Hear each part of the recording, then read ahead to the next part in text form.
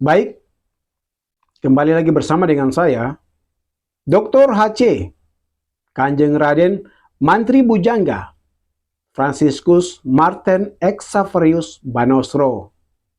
Dan di dalam channel ini, saya akan membahas mengenai perkawinan, atau mungkin lebih tepatnya kita menyebutnya dengan pernikahan, daripada sudut pandang budaya orang lima desa di Timika, Papua, Indonesia. Untuk itu, saya tidak akan berlama-lama di sini, saya akan langsung menjelaskannya. Oke, baik. Jadi, menurut budaya orang lima desa di Timika, Papua, Indonesia, mereka mengatakan bahwa surat nikah yang dikeluarkan entah itu dari gereja atau mungkin dari pemerintah, ini tidak sah. Kenapa tidak sah? Karena menurut budaya orang lima desa di Timika, Papua, Indonesia, mereka mengatakan bahwa perkawinan atau pernikahan yang sah itu adalah ketika seorang laki-laki dan seorang perempuan mereka telah berhubungan intim. Kemudian si perempuan itu dia mengandung dan akhirnya dia melahirkan seorang anak. Entah itu seorang anak atau mungkin anak kembar, itu tidak menentu. Namun pada intinya seorang laki-laki dan seorang perempuan ini mereka sudah punya anak. Itu berarti sudah disatukan oleh Tuhan dan tidak bisa dipisahkan oleh tangan manusia atau tidak bisa diceraikan. Dan ini seperti apa yang telah dikatakan oleh Alkitab di dalam kitab Matius. Di dalam kitab Matius 19 ayat 5 sampai dengan 6. Di sini saya akan coba membaca ya. Baik, Matius 19 ayat 5 sampai dengan 6. Dan firman-Nya, sebab itu laki-laki akan meninggalkan ayahnya dan ibunya dan bersatu dengan istrinya, sehingga keduanya itu menjadi satu daging. Demikianlah mereka bukan lagi dua, melainkan satu. Karena itu, apa yang telah dipersatukan Allah tidak boleh diceraikan manusia. Jadi di dalam Matius 19 ayat 5 sampai 6, ini apa yang telah dipersatukan oleh Allah tidak boleh diceraikan oleh manusia. Dan sekarang saya akan mengajak kalian semua untuk kita mencari tahu bagaimana sampai bisa ada surat cerai dan juga surat nikah.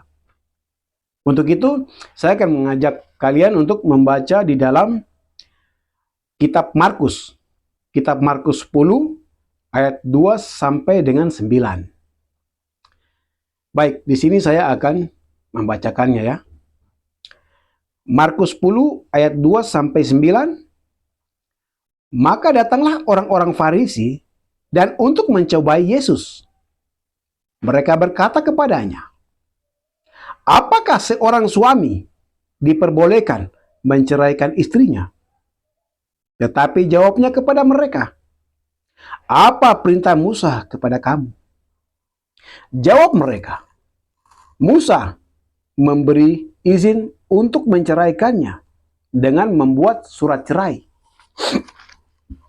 Lalu kata Yesus kepada mereka, justru karena ketegaran hatimu lah, maka Musa menuliskan perintah ini untuk kamu. Sebab pada awal dunia, Allah menjadikan mereka laki-laki dan perempuan. Sebab itu, laki-laki akan meninggalkan ayahnya dan ibunya dan bersatu dengan istrinya, sehingga keduanya itu menjadi satu daging. Demikianlah mereka bukan lagi dua, melainkan satu. Karena itu, apa yang telah dipersatukan Allah tidak boleh diceraikan manusia. Baik, jadi kalau kita membaca di dalam kitab Markus 10 ayat 2-9, itu kita bisa tahu bagaimana sampai surat cerai atau surat cerai, bagaimana sampai surat cerai dan surat nikah itu bisa ada. Dan untuk itu Yesus berkata kepada orang-orang Farisi di dalam Matius 19 ayat 8, saya akan membacakannya ya. Matius 19 ayat 8, kata Yesus kepada mereka, karena ketegaran hatimu, Musa mengizinkan kamu menceraikan istrimu. Tetapi sejak semula, tidaklah demikian. Jadi, sejak semula itu, sejak belum ada surat nikah dan surat cerai itu tidak seperti itu. Laki-laki dan perempuan apabila mereka sudah punya anak, itu tidak bisa diceraikan oleh tangan manusia, tidak bisa. Jadi, menurut budaya orang lima desa di Timika, Papua, Indonesia, mereka mengatakan bahwa apabila seorang laki-laki dan seorang perempuan mereka sudah punya anak, itu berarti tidak bisa dipisahkan oleh tangan manusia. Jadi, apabila mama mati, bapak ini tidak bisa kawin lagi. Demikian juga sebaliknya. Apabila bapak ini mati, mama ini tidak bisa kawin lagi. Tapi, di dalam budaya khususnya untuk perkawinan daripada budaya orang lima desa di Timika, Papua, Indonesia, ini ada kata tapinya. Tapi karena mengingat akan bahaya pencabulan, akhirnya budaya orang lima desa di Timika, Papua, Indonesia, mereka itu diizinkan untuk kawin lagi. Namun, mereka harus berkabung selama 7 tahun. Contoh, misalkan ini mama, ini bapak. Mama meninggal. Bapak ini mau kawin lagi. Boleh. Tapi, bapak ini dia harus berkabung selama 7 tahun. Harus genap 7 tahun. Baru bapak dia boleh kawin lagi. Demikian juga dengan mama. Seandainya kalau bapak ini mati, mama ini bisa kawin, bisa. Dia boleh kawin lagi. Tapi mama ini harus berkabung selama 7 tahun. Harus genap 7 tahun dulu, baru mama ini dia boleh kawin lagi. Dan karena mereka boleh kawin lagi, tapi harus berkabung selama 7 tahun. Dan di sini saya teringat akan cerita Yakub di dalam Alkitab. Di sini saya tidak akan membacanya ya, namun saya akan membahas sedikit garis besar daripada perkawinan Yakub di dalam Alkitab. Jadi di dalam cerita Alkitab itu kita kalau baca, kita akan tahu bahwa si Yakub ini dia ingin sekali kawin dengan Rahel. Ingin sekali kawin dengan Rahel. Dan akhirnya si Yakub ini dia buat persetujuan dengan ayahnya Rahel bahwa Yakub akan bekerja untuk Laban 7 tahun. Kemudian si Laban ini akan menikahkan Yakub dengan Rahel.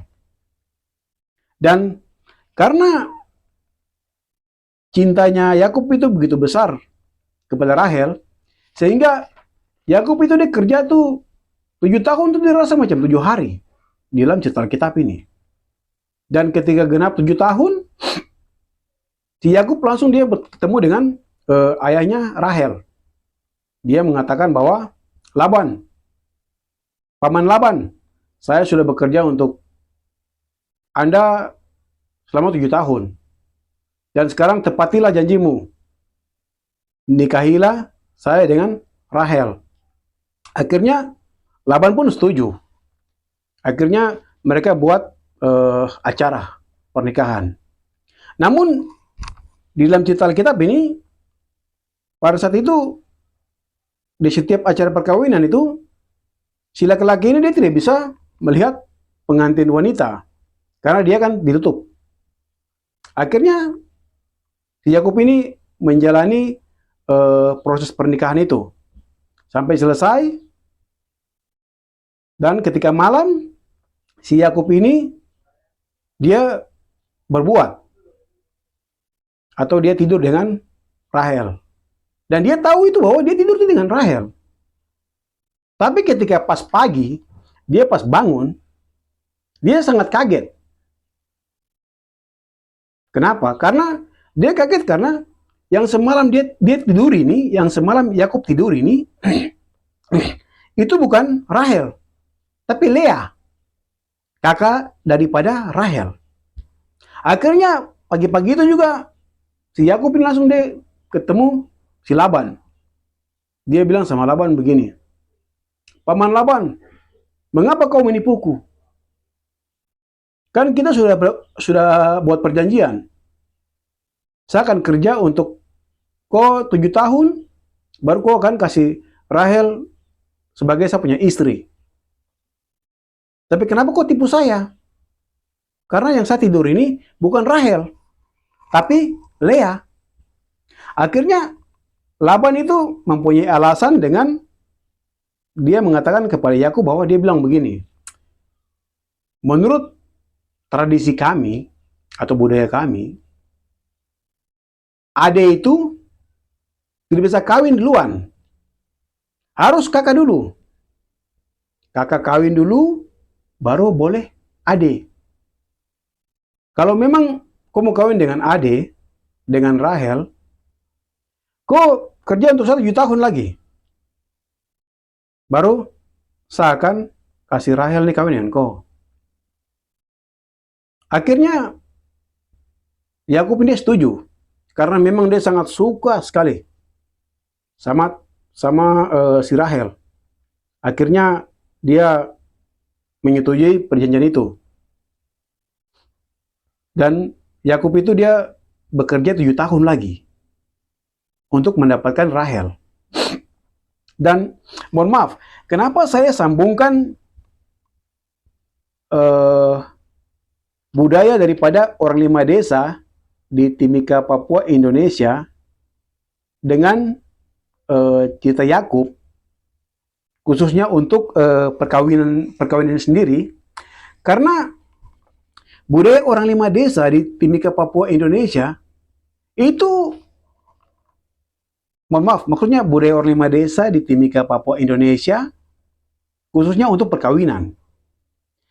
Jadi budaya orang 5 desa di Timika, Papua, Indonesia, mereka punya budaya perkawinan itu sama persis dengan apa yang dikatakan oleh Laban, bahwa kakak itu harus kawin dulu, baru adik. Tidak bisa adik baru kakak. Dan budaya orang 5 desa pun demikian. Di sini saya berikan contoh ya. Contoh ada 5 orang dalam satu keluarga, bapak dengan mama mereka punya 5 orang anak.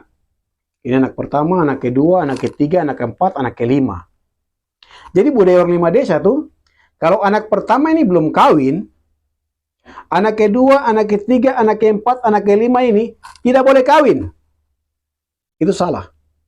Harus anak pertama ini dia kawin dulu. Selanjutnya anak kedua ini dia kawin. Tidak bisa anak pertama kawin, anak kedua kawin, langsung anak yang kelima ini dia mau kawin. Oh, itu salah. Atau anak keempat nih mau kawin. Itu salah. Harus anak pertama nih kawin dulu, baru anak kedua dia kawin, baru anak ketiga dia boleh kawin, baru anak keempat dia boleh kawin, baru anak yang kelima dia boleh kawin. Untuk itu anak bongso itu orang 5 desa mereka bilang itu anak mas, karena dia yang terakhir. Dan mungkin pembahasan saya pada kali ini cukup sampai di sini saja.